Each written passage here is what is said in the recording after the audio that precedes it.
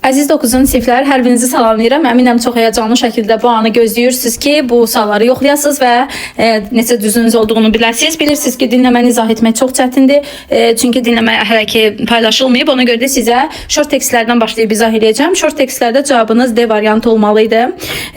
Çünki burada deyir ki, şirkət xahiş edir ki, biletlərini və pasportlarını unutmasınlar. Digər variantlarda A variantına deyir ki, yemək verəcək, amma özlərinə demiş ki, unutmayın yemək gətirməyi. B variantına deyir ki, qayda hazırlayacaq, amma mətndə deyilmişdi ki, qayda var. D variantında yazılıb ki, aeroporta 1 saat əvvəl gəlməliydi, amma 2 saat yazılıb. D variantı doğrudur. Y variantında isə deyir ki, yük gətirməyə icazə verilmir, amma verilir. 6-cı testdə deyir ki, əziz müəllimlər, piknikimiz Saturday saat 12-də olacaq. Diqqət edin, hər bir nüanslarda altına xətt çəkin vacib yerlərin. Və burada deyir ki, piknik olacaq Saturday'da saat 12 PM-də parkda. Əgər ailə üzvləriniz də qoşulmaq istəyirsə bura, you should pay half price, yarı qiymət ödəməlisiniz. Hər kəs özü ilə yemək gətirə bilər, gərək gətirsin və əylənin. Teacher, müəllimlər klubudur bu. A variantında deyir ki, bu next weekend olacaq, amma bu həftə sonu deyildi, bu yanlışdır. B variantında deyilir ki, early in the morning, səhər tezdən olacaq, amma 12 PM early deyil, ona görə yanlışdır. C variantında deyilir ki, ailə üzvlərini gətirə bilməzsən, amma gətirə bilərsiniz. D variantı, hər kəs burada iştirak edə bilər. Picnic pay half mı? Hər kəs yarı qiymət ödəməlidir. Xeyr, ailədən gələnlər ki, yarı ödəyə bilər. Y variantı doğrudur. Müəllimlər gərək özləri ilə yemək gətirsinlər. Deyə Kasalayın, mən səni ad günümə dəvət edirəm. Kazınımın evində Friday'da let me explain to qoy mən sənə deyim sən oraya necə gələcəksən. Əgər maşınla gəlsən düz Forest Road'dan sür, sonra drive past Bronx Hall'a dön və next 13A olan yerdə drive down the road deyir, oradan düz dön və turn left sola dön. Birinci böyük ev o evdir, sevgilərlə Mary. A variantında deyir ki, Mary dəvət Castle'ın Mary'yə göndərdi. Xeyr, Castle'ın heç nə göndərməyib. B-də deyir ki, Mary ona dedi ki, gəlsin onun ad gününə. Xeyr, Mary Castle'ını dəvət etdi öz ad gününə, kazınının maşını ilə yox. Ona görə bu variant yanlışdır. C variantında yazılıb ki, Mary dəvət edir Castle'ını öz ad gününə, hansı ki next Friday'də keçirilir, amma this Friday'dir. D variantında deyir ki, Mary təsvir edir yolu, Mary yox. Mary təsvir edir, doğruydu. Mary təsvir edirdi yolu. Y variantında isə Mary'nin kazını yox, Castle'nin kazının eviydi o ev. Burada da cavab oldu D variantı. Readingimizi oxuyuruq. Burada deyir ki, Cana Crustes unik və rəngli bir riverdir, çaydır Kolumbiyada. Burada düşməyib, amma variantda mətnin özünü river yazılıb. There are a lot of mountains. Burada deyir çoxlu a lot of mountains var və göllər var burada. Cana Crustes məşhurdur öz müxtəlif rəngləri ilə və rivers adlanır. River of Five Colors. 5 rəngin çayı adlanır və liquid rainbow adı adlana bilər. Buna daxildir rənglər red, black, blue, green, yellow kimi rənglər. Onun qırmızı rəngi gəlir qırmızı bitkilərdən. Bu rəng dəyişir, günəş işığına əsasən də dəyişir.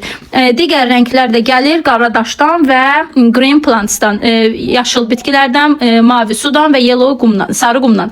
Deyir ki, Cana Crustes'i qorumaq üçün, çirkləmədən qorumaq və zədədən qorumaq üçün not everyone can enter the area. Hər kəs bura girə bilməz. Turistlərin ehtiyacı var dokumentə, hökumətdən ki, bu əraziyə girə bilər.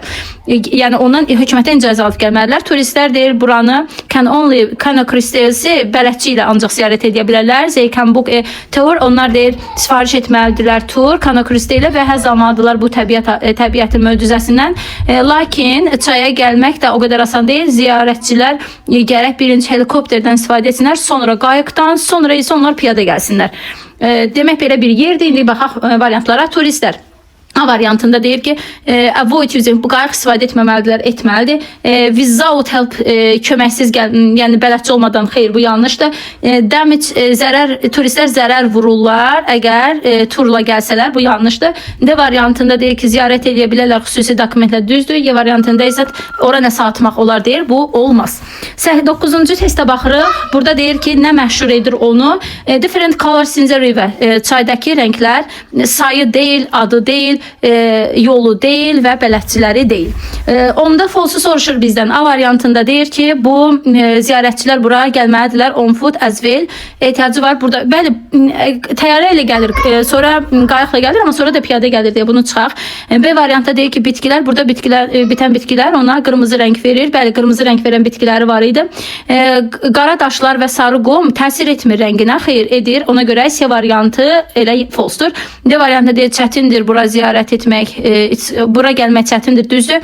Burada isə qorunur və zərərdən qorunur deyir. Bu da doğrudur. Mətin ümumiyyətlə nə haqqındadır? Unique River idi. E variantı gözəl bir çay haqqındaydı. İndi isə gəlin digər suallarımıza baxaq. Mətinə əsasən burada yalnız only a guide can book turları seçməliydik biz düzgüləri. Yalnız bələdçi tur sifariş eləyə bilər. Xeyr, bələdçi deyildi, adamlar da sifariş eləyə bilər. Günəş təsir eləyir. Bəli, burada var idi. Sunlight sözü mətndə var, verilmişdi. Baxın bu hissələrdə verilmişdi ki, günəş işığı da ona təsir eləyir. Bəli, 2 turudur. 3-də deyir ki, location of the river yer dağın ətəyin, dağ, yəni çayın ərazisinə dağda aiddir. Bəli, bura var idi. Y variantında deyir ki, helikopter son nəqliyyat vasitəsidir. Xeyr, ən sonuncu artıq birinci helikopterə, sonra qayığa, sonra isə piyada gedirdilər. İndi qaydalarımıza baxaq. 13-cü testdə cavab olmalı idi 1, 2, C variantı. Çünki 1 düzdür, 2-də qonşunun qapısı düzdür, 3-də zisdən sonra pitişiyesi yox, ayrısı olmalı idi, 4-də isə mənə pitişiyes qoymaq olmaz. 14-cü testə baxırıq. Burada deyir ki, iştirak etdiyi yarışda nə o, nə də o ola bilərdi. Cavab olur neither nor, C variantı. Digər strukturlar doğru struktur deyil. 15-ci testdə organize, təşkil etmək sözü keçmiş məhsulda olmalı idi. Was organized. A variantı doğrudur. Digərlərində I am organized indidir, is organized indidir. I yerində qalmamalıydı. 7-də isə ümumiyyətlə məhsul düsturu yoxdur.